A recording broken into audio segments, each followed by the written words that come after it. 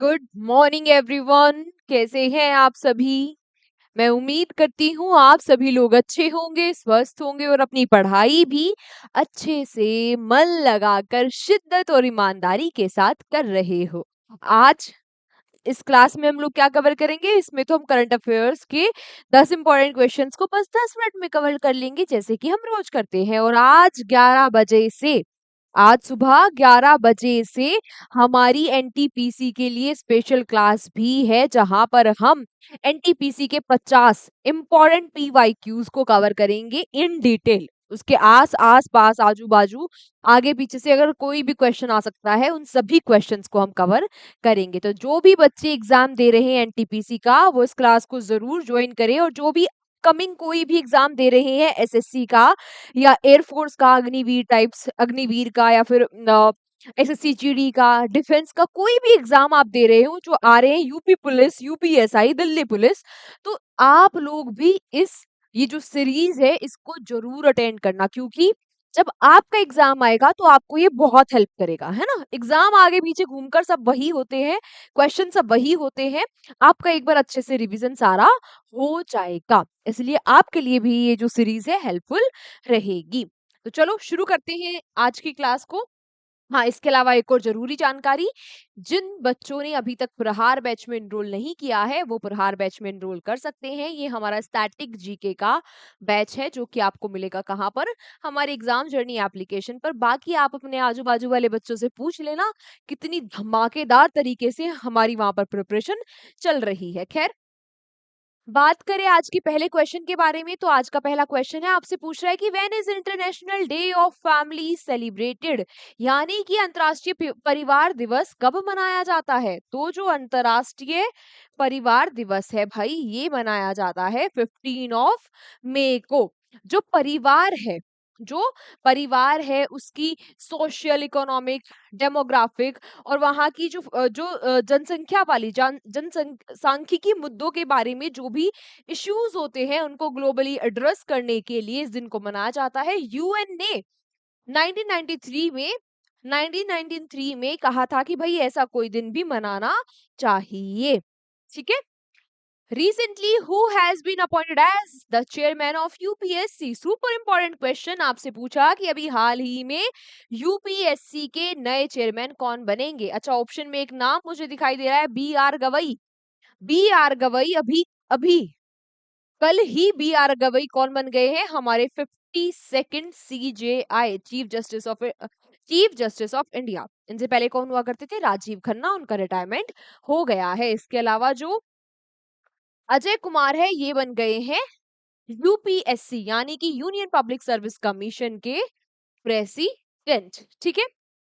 Article 361 361 नहीं, 16, article 316 316 का close 1, जो हमारे भारतीय संविधान का है, उसके तहत जो भारत की राष्ट्रपति होती है, अभी तो फीमेल है, जो भारत के राष्ट्रपति होते हैं, उनके द्वारा अपॉइंट किया जाता है यूपीएससी के चेयरमैन को। बात करूं मैं यूपीएससी यानी यूनियन पब्लिक सर्विस कमीशन के बारे में, तो 1 अक्टूबर 1926 को इसकी स्थापना हुई थी। हेडक्वार्टर्स न्यू दिल्ली में है। और ये बात याद रखना कि इसके लिए कौन सी मिनिस्ट्री रिस्पॉन्सिबल होती है? तो ministry of personnel public grievance and pensions, ये मिनिस्ट्री रिस्पॉन्सिबल होती है यूपीएससी के लिए, है ना। यूपीएससी का एग्जाम भी आ ही रहा है। Next, where has the 78th Cannes film festival started recently? हाल ही में 78वें जो कांस फिल्म फेस्टिवल है, ये कांस फिल्म महोत्सव कहाँ शुरू हुआ? पिछली बार तो नैन्सी त्यागी खूब वायरल हुई थी इन कांस फिल्म फेस्टिवल में, है ना। तो कहाँ पर होते हैं कांस फिल्म फेस्टिवल? ये होते हैं फ्रांस में एक जगह है कांस, वहां पर इनका आयोजन होता है। इस बार की थीम क्या है? Light beauty action, camera roll action, है ना। तो लाइट ब्यूटी एक्शन, ठीक है। कब से स्टार्ट हो रही है? 13 मई से ये स्टार्ट हो रहे हैं, 12 दिन तक ये चलेगा। बात करूं मैं फ्रांस की, जो कान से याद रखना, फ्रांस में एक जगह है, वहां पर ये फिल्म फेस्टिवल होते हैं हर साल। फ्रांस की कैपिटल पेरिस है और यहाँ के प्रेसिडेंट है एम्यूनल मैक्रोन। बिल्कुल सही। नेक्स्ट, अच्छा, कल आरंभ बैच में जब हमने जब हमने स्टेट्स के बारे में पढ़ा, स्टेट के गवर्नर कौन है, सीएम कौन है, ये वाली क्लास ली तो सब बच्चों को याद था ना, है ना? मजा आया ना उस क्लास को लेने में, क्योंकि हमें तो सब कुछ आता ही था। हाँ, तभी इसी तरीके से अगर हम कभी क्लास लेंगे कैपिटल करेंसी वाली कंट्रीज की, है ना? तो वहां पर भी आपको बहुत सारी चीजें याद होंगी, पहले से ही आपकी पढ़ी हुई होंगी, क्योंकि हम डेली डेली उनको रिवाइज करते रहते हैं। ठीक है, खैर अगला क्वेश्चन आपसे पूछ रहा है कि recently the government of India has announced to celebrate Ayurveda Day on which day? हाल ही में भारतीय सरकार ने किस दिन आयुर्वेदा दिवस मनाने की घोषणा की है? तो देखो, पहले जो आयुर्वेदा डे है वो मनाया जाया करता था धनतेरस वाले दिन, लेकिन धनतेरस एक वेरिएबल फेस्टिवल है। ऐसा नहीं है ना कि बस एक ही डेट को धनतेरस आती है, कभी अक्टूबर के लास्ट में दिवाली होती है, कभी नवंबर के स्टार्ट में दिवाली होती है, तो वो वेरिएट करती है। ठीक है, इसीलिए भारत सरकार के द्वारा क्या किया गया, कहा गया कि भाई 23 सितंबर को मनाया जाया करेगा आयुर्वेदा दिवस। ठीक है, धनतेरस की जगह फिक्स कर दिया एक दिन। Next, which where in India has a world longest banana fruit bean found recently? हाल ही में भारत में कहा विश्व का सबसे लंबा केला, केले का जो फल है ये पाया गया? तो विश्व का सबसे लंबा केले का फल पाया गया भारत में, भारत के अंडमान एंड निकोबार में।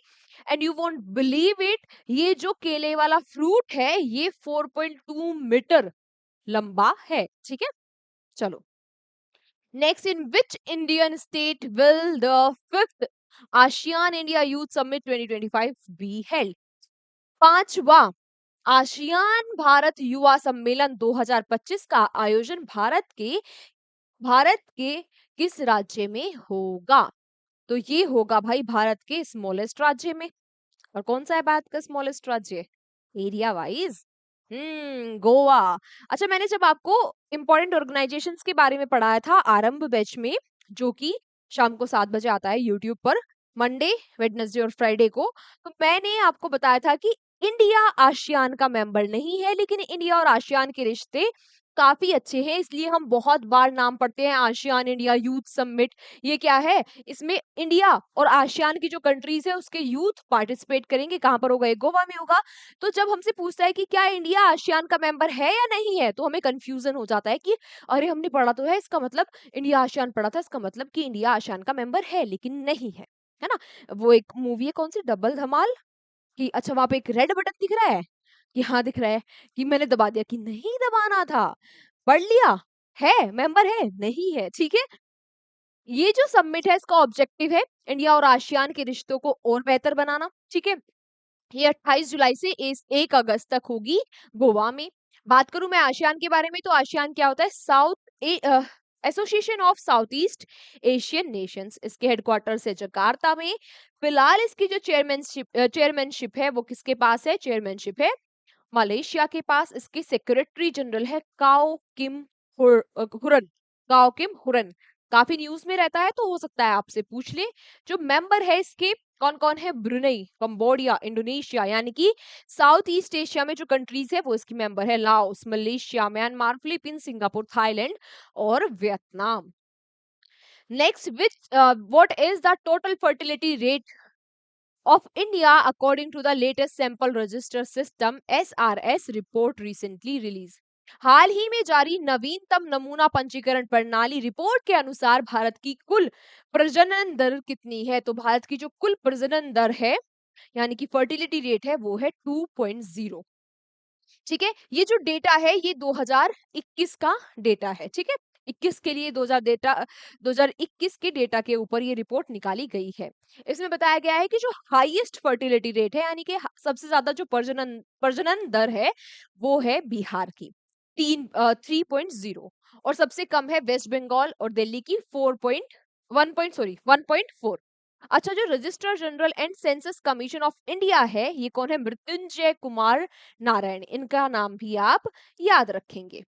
अगला प्रश्न आपसे पूछ रहा है कि which state has rank first in country for successful implementation of PMFME scheme in financial year 2024-25?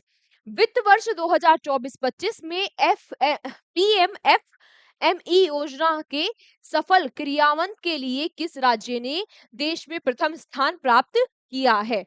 तो ये जो फर्स्ट आया है, ये जो फर्स्ट राज्य आया है ये है बिहार।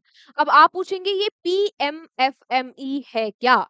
तो ये है क्या? ये है प्रधानमंत्री formalisation of micro food processing enterprises, यानी कि प्रधानमंत्री सूक्ष्म खाद्य प्रसंस्करण उद्यम औपचारिकीकरण योजना। इसके तहत जो इसके तहत लोन प्रोवाइड किया जाता है जो भी एप्लीकेबल लोग है, और सबसे ज्यादा लोन प्रोवाइड किया गया बिहार में 10,296 एप्लीकेंट्स को। ठीक है, ठीक है, जो छोटे छोटे फूड प्रोसेसिंग वाले लोग हैं, है ना, उनको लोन दिया जाता है ताकि वो अपने जो बिजनेस है, अपना छोटा सा बिजनेस है, उसको अच्छे से चला सके, अच्छे से वो उस पर ध्यान दे सके, उसको बढ़ा सके। ठीक है, इस ये टोटल जो स्कीम है ये 10,000 करोड़ की स्कीम है जो स्टार्ट हुई थी 2021 में, और 2025-26 तक ये चलेगी। Next, who has been appointed as the brand ambassador of Eureka Forbes? जो यूरेका फोर्ब्स है इसकी ब्रांड एम्बेसडर कौन बन गई है? तो ये बन गई है भाई श्रद्धा कपूर। आज का हमारा आखिरी क्वेश्चन आपसे पूछ रहा है कि recently Subbanna Ayyappa has passed away. Who was he? तो अभी हाल ही में जो सुबन्ना अयप्पा जी थे, इनका निधन हो गया है। ये कौन थे? तो ये कौन थे भाई? ये साइंटिस्ट थे। इन्होंने फिशरी, मतलब ये मत्स्य वैज्ञानिक थे। फिशरी यानी कि ये मत्स्य वैज्ञानिक थे। इनको पद्मश्री से भी सम्मानित किया जा चुका है। लेकिन क्या हुआ, कर्नाटका के श्रीरंगपट्टनम में कावेरी रिवर के पास इनकी डेड बॉडी मिली, है ना, अचानक से। ठीक है, इनकी डेड बॉडी रिवर के पास मिली। अब इस पर सीबीआई जांच वैसे बैठ चुकी है, पर आपसे पूछ सकता है कि भैया अब न्यूज में भी काफी इनका नाम रहेगा, तो हो सकता है आपसे पूछ ले कि ये किस फील्ड से संबंधित है। अच्छा, एक और बात याद रखना कि इनको माना जाता है architecture of India's blue revolution. जो भारत का ब्लू ब्लू रिवॉल्यूशन है उसके आर्किटेक्चर, उसके आर्किटेक्ट माना जाता है किसको? अयप्पा जी को। अच्छा, ब्लू रिवॉल्यूशन हो सकता है आपसे पूछ ले कि भाई ब्लू रिवॉल्यूशन किससे संबंधित है? तो ब्लू रिवॉल्यूशन संबंधित है फिशरीज से, यानी कि मत्स्य से। ठीक है, क्लियर? ये पूछ सकता है क्वेश्चन, याद रखना। तो आज की क्लास हमारी यहीं तक थी। बाकी अब आपसे मुलाकात होगी अगले सेशन में। तब तक आपको क्या करना है, पीडीएफ आपको मिल जाएगी एग्जाम जर्नी के एप्लीकेशन पर भी, और हमारे एग्जाम जर्नी के टेलीग्राम चैनल पर भी। आपको क्या करना है, अच्छे से सारी चीजों को रिवाइज करना है, नोट्स बनाने हैं। बाकी आपसे मिलते हैं 11 बजे एनटीपीसी वाली क्लास में। सभी लोग तैयार रहना, बहुत ही अच्छे बेहतरीन तरीके से, धमाकेदार तरीके से हम लोग पढ़ाई करेंगे एनटीपीसी के लिए, और एनटीपीसी को फोड़ डालेंगे, है ना। ऐसा होगा ही नहीं कि भाई हम इतनी मेहनत करेंगे अपनी तरफ से कि हमारी मेहनत में से कुछ ना आए, या फिर हम एग्जाम को अच्छा अटेम्प्ट करके ना आए, ऐसा होगा ही नहीं। तो हम अपनी तरफ से पूरी मेहनत करने के लिए तैयार हैं। हो ना आप सभी लोग? ठीक है, तो मिलते हैं आपको कहाँ पर? हाँ, एग्जाम जर्नी एप्लीकेशन पर ही। ठीक है, एग्जाम जर्नी एप्लीकेशन पर ही 11 बजे एनटीपीसी वाली क्लास में। आज आपका क्वेश्चन फॉर यू नहीं है कुछ भी, बस आज आपको कमेंट बॉक्स में बताना है कि क्या आप लोग एनटीपीसी की क्लास के लिए तैयार हो, है ना। हाउस द जोश वाला आंसर आपको देना है। मिलते हैं आपसे इस क्लास में। Take care, bye bye. बाकी हमारा जो प्रहार बैच है वो भी चल रहा है स्टैटिक जीके का। अगर एडमिशन नहीं लिया है तो ले लो जाकर। ठीक है, बाय बाय।